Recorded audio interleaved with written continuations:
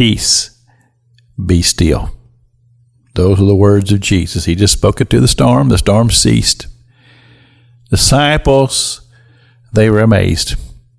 And they said, what kind of a man is this, that even the winds and the sea obey him? Well, I'll tell you what kind of man he is. He is the Son of God. And he is the Savior of my soul and yours, if you've asked him to be your Savior. But Jesus had been involved in preaching a huge crusade. And we know what he preached during those meetings because Mark tells us what he preached there in the 4th chapter of the Gospel of Mark. And everything that I've talked about around this, when I refer to this as the wind whisperer, Jesus, who just spoke to the storm, peace, be still, and it was done. But that was all a part of what had already taken place and the things that he and his disciples were involved in preaching this huge crusade to these multitudes of people who had come to hear him preach as Jesus stood on a ship that was just a little bit off the shore, and he preached. And if I was going to put a title on the series of sermons that he preached, and we don't know how many days it was, how many different times he spoke, how many times he had to take a break and then come back later. We don't know exactly how many times he spoke, but it was always the same theme.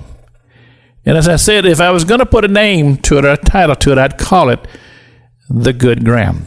That would be my title that I would give to this series of sermons that Jesus preached, The Good Ground. And it starts with him saying these words. He said, and the sower went forth to sow.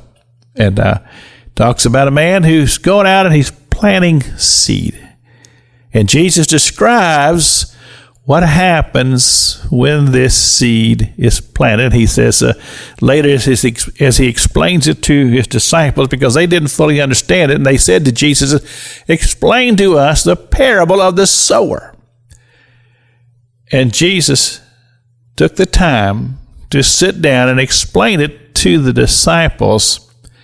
And he said, the seed is the word.